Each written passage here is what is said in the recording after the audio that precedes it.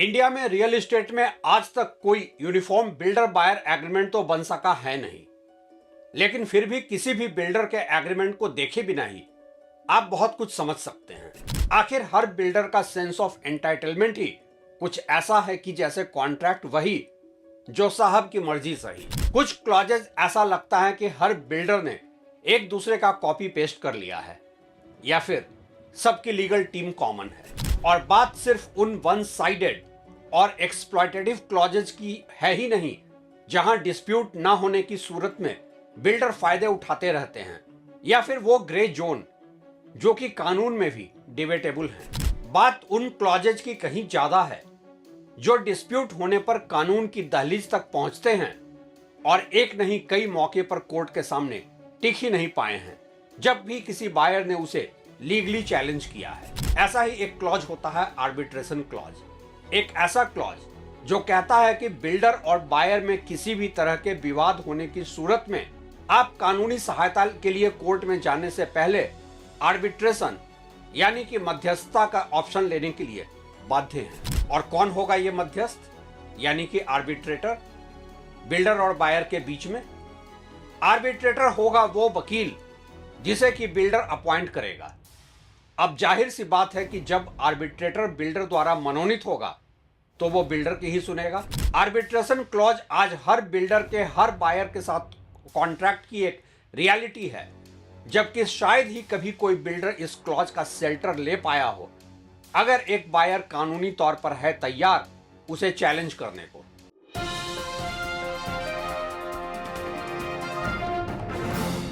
नमस्कार, आप देख रहे हैं ट्रैक टू रियलिटी और मेरा नाम है रवि सिन्हा। आज हम बात करने वाले हैं बिल्डर बायर एग्रीमेंट के उस क्लॉज की जिस पर कि बहुत सारे लोगों ने हमसे सवाल पूछा था। आर्बिट्रेशन क्लॉज एक ऐसा कानून जो बना तो है विवाद को लंबी और महंगी कानूनी लड़ाई में जाने से रोके, मिल बैठकर मध्यस्थता का ऑप्शन एक्सप्लोर करे, लेकिन रियल एस्टेट में यह है बिल्डर के हाथों में बायर के खिलाफ एक वन साइडेड लीगल टूल। लेकिन वीडियो में आगे बढ़ने से पहले मेरी गुजारिश है कि कृपया आप लोग ज्यादा से ज्यादा इस चैनल को सब्सक्राइब कर लें। बड़े पूंजीवादी और बिल्डरों के विज्ञापन और फंडिंग के सहारे चल रहे बड़े बड़े मीडिया हाउसेज के बीच एक स्वतंत्र और निष्पक्ष मीडिया के तौर पर हमारी पूंजी तो बस आप लोग हैं और आपका साथ है। हमारा चैनल पूरी तरह से जर्नलिस्टिक इनिशिएटिव है और हमारी कहीं से भी कोई फंडिंग नहीं है। आगे बढ़ते हैं और समझते हैं सबसे पहले कि क्या है arbitration clause. Arbitration and conciliation act 1996 के तहत अगर किसी एग्रीमेंट में आर्बिट्रेशन क्लॉज है तो सामान्यतः विवाद होने पर मामला आर्बिट्रेशन ट्रिब्यूनल में जाना चाहिए। कोर्ट भी आमतौर पर पक्षों को पहले आर्बिट्रेशन की तरफ भेजता है, लेकिन यह नियम पूर्ण रूप से अनिवार्य यानी कि एब्सोल्यूट और बाइंडिंग नहीं है, खासकर जब अन्य विशेष कानून एप्लीकेबल हों। बात अगर रियल एस्टेट की हो तो यहां कॉन्ट्रैक्ट दोनों पार्टीज के लिए इक्वल कभी नहीं होता है, और चूंकि कॉन्ट्रैक्ट बिल्डर के हक में एक तरफा होता है तो यहां बायर्स के लिए अन्य विशेष कानून जैसे कि रेरा या कंज्यूमर कोर्ट में बायर जा सकता है। कई मामलों में कोर्ट और अथॉरिटीज ने माना है कि रेरा के अधिकार आर्बिट्रेशन क्लॉज से ऊपर हो सकते हैं। इसका मतलब अगर बिल्डर ने एग्रीमेंट में आर्बिट्रेशन को अनिवार्य लिखा है तब भी होम बायर रेरा अथॉरिटी में शिकायत कर सकता है। सुप्रीम कोर्ट ऑफ इंडिया के भी इस मामले में कई महत्वपूर्ण फैसले रहे हैं। सर्वोच्च न्यायालय ने कई मामलों में कहा है कि उपभोक्ता और होम बायर को कंज्यूमर कोर्ट और रेरा जाने का पूरा अधिकार है। सिर्फ आर्बिट्रेशन क्लॉज होने से उसका यह अधिकार खत्म नहीं हो जाता है। उदाहरण के तौर पर एक landmark case Emaar MGF land limited versus Aftab Singh का था, जिसमें सुप्रीम कोर्ट ने माना कि आर्बिट्रेशन क्लॉज होने के बावजूद होम बायर कंज्यूमर फोरम जा सकता है। हर होम बायर को एग्रीमेंट साइन करते समय बस इतनी ही समझ होती है कि आर्बिट्रेशन क्लॉज कानूनन वैध होता है, लेकिन वो ये नहीं समझ पाता है कि ना तो इससे डरने की जरूरत है और ना ही उसे मजबूर किया जा सकता है कि वह सिर्फ आर्बिट्रेशन ही करे। वो चाहे तो रेरा, कंज्यूमर कोर्ट या किसी और अदालत में भी केस कर सकता है। अब सवाल यह उठता है कि आखिर बिल्डर कॉन्ट्रैक्ट में आर्बिट्रेशन का क्लॉज डालते ही क्यों हैं, जबकि बायर चाहे तो इसे बाईपास करके दूसरे लीगल ऑप्शन को एक्सप्लोर कर सकता है। बिल्डर ऐसा इसलिए करते हैं कि देश में लीगल अवेयरनेस की बहुत कमी है और अक्सर बायर ऐसे क्लॉज की वजह से सीधा कोर्ट में जाने को अपने समय और पैसे की बर्बादी समझ लेता है। जहां तक बिल्डर की बात है तो आर्बिट्रेशन क्लॉज से विवाद का मैदान कई बार उनके पक्ष में झुक जाता है। कागज पर यह तेज और आसान विवाद समाधान लगता है, लेकिन व्यवहार में होम बायर के लिए यह नुकसानदायक हो सकता है, क्योंकि यहां पर मीडिएशन कर रहा होता है बिल्डर का अपॉइंटेड वकील। कई मामलों में तो आर्बिट्रेटर ने बिल्डर के साथ मिलकर विक्टिम बायर को ही अपनी शर्तें मानने को मजबूर कर दिया है। हालांकि बहुत से बिल्डर आर्बिट्रेशन क्लॉज इसलिए भी डालते हैं कि उन्हें विवाद को पब्लिक कोर्ट से बाहर रखना होता है। आर्बिट्रेशन में केस खुले कोर्ट सिस्टम में नहीं चलता। इससे विवाद मीडिया या सार्वजनिक रिकॉर्ड में कम आता है, बिल्डर की ब्रांड इमेज पर असर कम पड़ता है और उसका लिटिगेशन स्कोर पब्लिक डोमेन में कम दिखता है। आर्बिट्रेशन एंड कॉन्सिलिएशन एक्ट 1996 के तहत व्यवस्था प्राइवेट डोमेन में ही रह जाती है और इसलिए बिल्डर का मोटिव यह होता है कि खरीदार रेरा या कंज्यूमर कोर्ट जाने की बजाय सीधे आर्बिट्रेशन में जाए। आर्बिट्रेशन सैद्धांतिक रूप से तेज होता है, लेकिन रियल एस्टेट मामलों में फीस आर्बिट्रेटर प्लस लीगल बहुत ज्यादा हो सकती है, क्योंकि बिल्डर खेलना किसी आम प्रॉपर्टी बायर से ज्यादा जानता है और इसलिए आम खरीदार के लिए यह महंगा पड़ता है। कई बार यह होम बायर को केस छोड़ने के लिए मजबूर भी कर सकता है।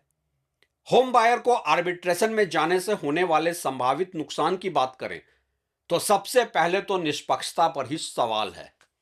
अगर आर्बिट्रेटर चयन में बिल्डर का प्रभाव हो तो खरीदार को भरोसा कैसे होगा? खर्च ज्यादा और कई मामलों में आर्बिट्रेशन की लागत कंज्यूमर कोर्ट या रेरा से ज्यादा हो सकती है। अपील के सीमित विकल्प रहते हैं और कई बार तो आर्बिट्रेशन के फैसले को चुनौती देना आसान नहीं होता। लंबी प्रक्रिया और महंगे लीगल ऑप्शन में हार जाता है आम आदमी।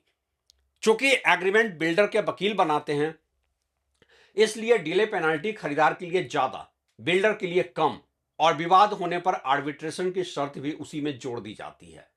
और इसलिए बिल्डर द्वारा एग्रीमेंट में डाला गया आर्बिट्रेशन क्लॉज कई मामलों में कानूनन मान्य तो होता है, लेकिन हर स्थिति में होम बायर को उसी में जाना जरूरी नहीं होता, खासकर भारत में बिल्डर और बायर के बीच डिस्प्यूट के मामले में। एक रियल एस्टेट बायर के तौर पर आपको आर्बिट्रेशन की क्लॉज को लेकर समय समय पर महत्वपूर्ण कोर्ट के फैसले देखना भी जरूरी है, मामले को होलिस्टिकली समझने के लिए। बॉम्बे हाई कोर्ट ने एक अहम फैसले में कहा था कि आर्बिट्रेशन मेंटेनेबल नहीं है अगर आर्बिट्रेटर का अपॉइंटमेंट यूनिलैटरली एक पार्टी द्वारा हुआ है और दूसरा पार्टी इससे संतुष्ट नहीं है। कई दूसरे फैसलों में अलग अलग कोर्ट की राय रही है कि ऑल्टरनेटिव डिस्प्यूट रिजोल्यूशन जैसे कि आर्बिट्रेशन और मीडिएशन को बिल्डर्स डिलेइंग टैक्टिक्स के तौर पर यूज करते हैं। राष्ट्रीय उपभोक्ता आयोग NCDRC, national consumer dispute redressal commission की 3 जजों की एक बेंच ने भी सुप्रीम कोर्ट के अलग अलग जजमेंट की व्याख्या करते हुए कहा है कि अगर बिल्डर बायर एग्रीमेंट में लिखा भी है कि डिस्प्यूट होने पर पहले आर्बिट्रेशन में जाना होगा, तो भी यह बायर के लिए कंपल्सन नहीं है।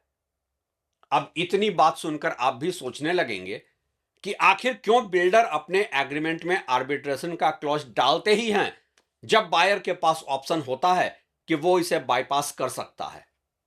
सीधा जवाब है कि हर बायर को नहीं पता होता है कि उसके पास क्या क्या लीगल ऑप्शन हैं और एक बार आर्बिट्रेशन के क्लॉज पर साइन करने के बाद वो कैसे इससे मुकर सकता है।